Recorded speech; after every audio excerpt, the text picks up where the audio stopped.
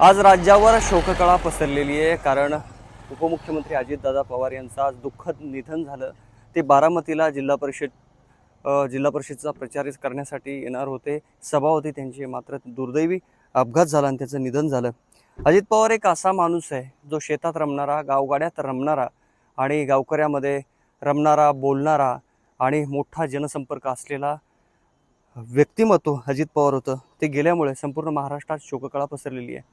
मी सध्या अजितदादांच्या शेतात आहे. हे अजितदादांचं शेत आहे आणि हे शेत आहे, ही द्राक्षाची बाग आहे. पुढे एक विहीर आहे अजितदादांची आणि तिथेच त्यांचा बंगला आहे. आता हे ग्रामस्थ माझ्यासोबत आहेत. हे ग्रामस्थ अजितदादांचे शेजारी आहेत, शेताचे शेजारी आहेत. यांच्या भावना काय आहेत? कारण अजितदादा शेतावर फार प्रेम करायचे. दादा, सुरुवातीला सांगा, दादांचं शेत कुठलं? दादांचं शेत इथून पलीकडे आहे. बरं. हे जे आहे हे त्यांचं बांधकरी आहे. मात्र हे केळी आणि हे द्राक्षाची बाग. केळी आहे ती. बरं. केळी आहे दादांची आणि ते पलीकडचा परिसर आहे तो दादांचा. बरं. एक शेताचे शेजारी तुमचे अजितदादा होते. शेतकरी म्हणून दादा कसे होते? एक नंबर एक नंबर. पाट बी राहण्यात यायचं आज सकाळी, जर शनिवार रविवार यायचं, इथूनच कनेरीला जायचं. काय काम करायचे दादा शेतात? काय काम? दादा असं उभं राहून काम करून घ्यायचं. आधी दादा सारखं काम कोणीच केलं नाही. दादा शेतीत रमायचे, शेती करायचं आवडायचं. तुम्हाला केव्हा ही बातमी कळाली तुम्हाला? सकाळी कळले बघा, ट्रॅक्टर घेऊन आलो मी कारखान्याहून. याग्रोला होतो. डोळ्यात पाणी आलंय तुमच्याकडे? दादा गेलं म्हणजे आमचं सगळंच गेलं. बारामती तालुक्याचं काय सांगू तुम्हाला. शेवटचं कधी दादाला बघितलं तुम्ही? दादाला मी आता बघितलंच नाही, टीव्ही वर बघितलं होतं. आता यायचं होतं आज इकडं, हे झालं असं. सकाळी बातमी कोणी सांगितली तुम्हाला? भराय गेल्यावर कळालं मला. नगरी म्हणले असं असं झालं. मग तिथनं माघारी आलो मी. तरी म्हणलं मालक म्हणला जा सोडून या म्हणले. कारखाना चालू आहे. तिथं गेलो, बंद आहे. परत माघारी आलो. बघू वाटतं तिथं थांबू वाटलं ना, कारखान्यावर कोणीच नाही. कसा माणूस होता दादा? दादा एक नंबर. दादाचा नादच करायचा नव्हता कुणी. दादा जाय नव्हतं पाहिजे लवकर. लय लय आमचं सारं हरपून गेलं सगळं. दादा असं कोणाचं काम असं होत नव्हतं. गावाचं तर नाही, कुठल्या बी नाशिकला कुठलं काय असू द्या, सगळ्या तुम्ही बघा उद्या. माणसं कुठल्या सणावाराला दादा शेतात यायचे? सणावारी नाही, जर शनिवारी रविवारी येडा द्यायचं, रानात जाऊन वर वर चढून बघायचं सगळं. ही परत देवाला जायचं मारुतीला. हा, इथनं जा, तिकडून गेलं इथनं गेलं तरी असं यायला वाटतंय. शेजाऱ्याला बोलायचे की तुम्हाला असे? हा, मग काय, मग आम्ही हात करायचो दादाला. दादा हात करायचा आम्हाला. आता कोण करायचं आम्हाला हात सांगा?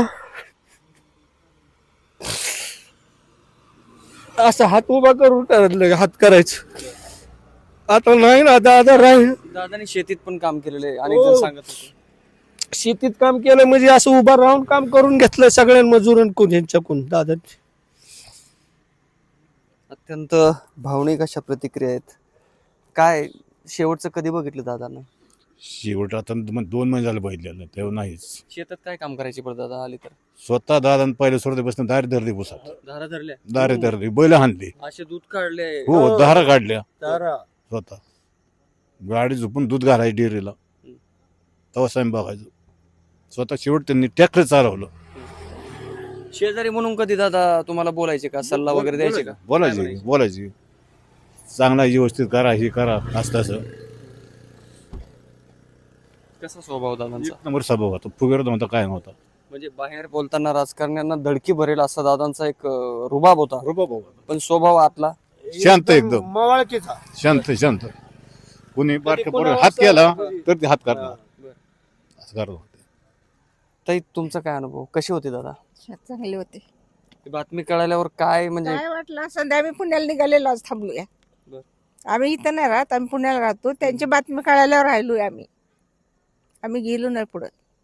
जाऊ वाटलं नाही? जाऊ वाटलं नाही. काय आठवलं बरं काय दादा आठवलं बातमी म्हणजे बातमी कळाल्यावर काय काय सगळं आठवलं म्हणजे त्यावेळेस काय आठवल्याची त्याची ते माहिती कसं वाटलं असं एक आपल्या याच्यातला व्यक्ती गेला काय आपल्या जवळचा आज ते होते म्हणून सगळे काटेवाडी शानमध्ये होती. असं म्हणतात एकच वादा अजित दादा आज खरं या अगदी खरं एकच वादा अजित दादा ही खरं या. आज काय भावना आहे दादा गेले आता भावना म्हणजे आम्हाला दादा गेल्यामुळे आम्हालाच काय कळा नाही असं झालंय. काय करावं आणि काय बोलावं ही कळा नाही आम्हाला. दादा सारखा नेताच नव्हता महाराष्ट्रात असं माझं एकट्याचं म्हणणं आहे. आणि दादा अजून जरी कुठे गेला असलं तरी माघारी यावं दादांनी असं माझी एकट्याची इच्छा आहे. नक्कीच तर हे नागरिक आहेत शेताचे शेजारी आहेत सैरभैर झालेलं आहे.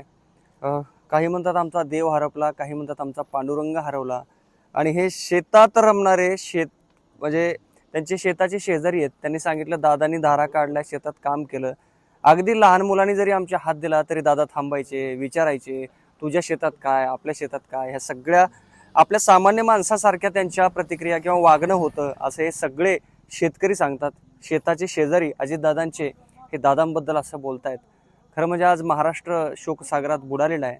असा लोकनेता फार कमी होत असतात किंवा फार जास्त काळाने असे जन्माला येत असतात.